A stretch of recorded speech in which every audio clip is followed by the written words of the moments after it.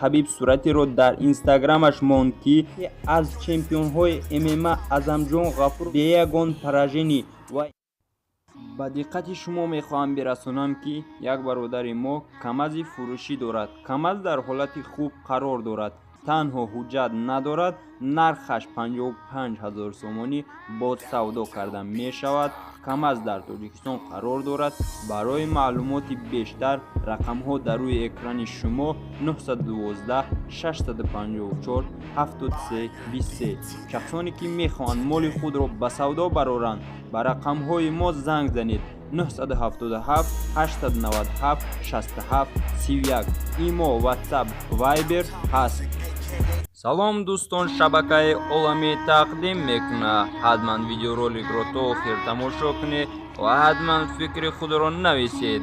Ҳамин хел наворҳо ба шумо писанд аст, то ин ки боз ҳамин гуна видеоролик шабакаи Оламӣ тақдим мекунад баҳри шумо. Ирӯз дӯстон дар бораи Ҳабиб Нурмагомедов ва як тоҷики ирӯз қаҳрамон шуд гап мезанем шумода.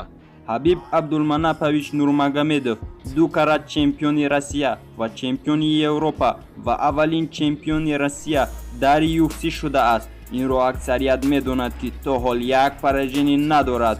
Орзуи ман ин аст ки бе ягон пораженӣ номаш дар таърих монад. Ҳабиб Нурмагомедов соли 1988 дар деҳаи Силди Сумадинского района Дагестан ба дунё омадааст.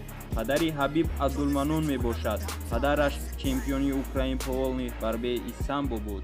Ҳабиб Абдулманапович Нурмагомедов вақте аввалин бор чемпион мешуд дар UFC, пеш аз чемпион шуданаш тақрибан як ҳафта пеш соҳиби фарзанд шуд.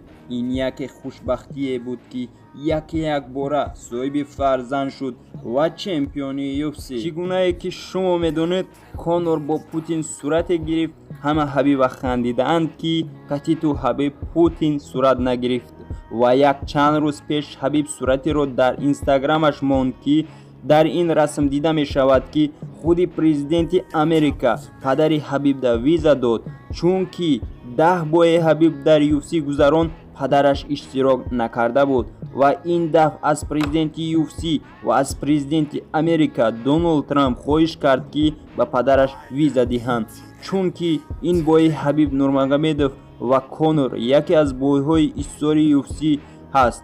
Ду чемпиони ҷаҳон меҷанганд ва то ҷое ки ман медонам, билетҳои ин бой нархаш 2 баробар зиёд аст.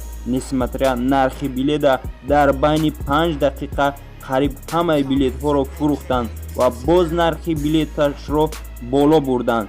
Ин яке аз ҷангҳои таърихии UFC мебошад ки аксарияти шумо медонед 9 октябр ин бой мешавад. ва мегузарем ба дигар хабар. Яке аз чемпионҳои ММА Азамҷон Ғафуров соли 1992 дар деҳаи Тути Муминобод ба дунё омадааст. Ҳамагӣ 10 бой дорад, бе ягон пораженӣ ва имрӯз Азамҷон Ғафуров чемпиони UFC шуда. Азамҷон Ғафуров ҳаракат ба сӯи UFC дорад ва мо ҳам орзу дорем ки ба ин мақсадаш расад, чунки ин номбардори давлати тоҷикон мешавад.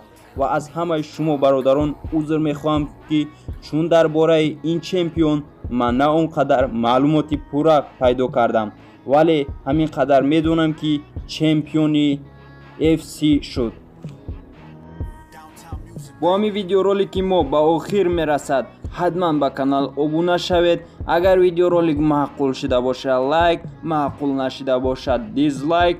ҳатман зангулачаро пахш кунед ки то аз видеороликҳои нав бехабар намонед. боқӣ дар паноҳи Аллоҳ бошед. То видеороликҳои оянда.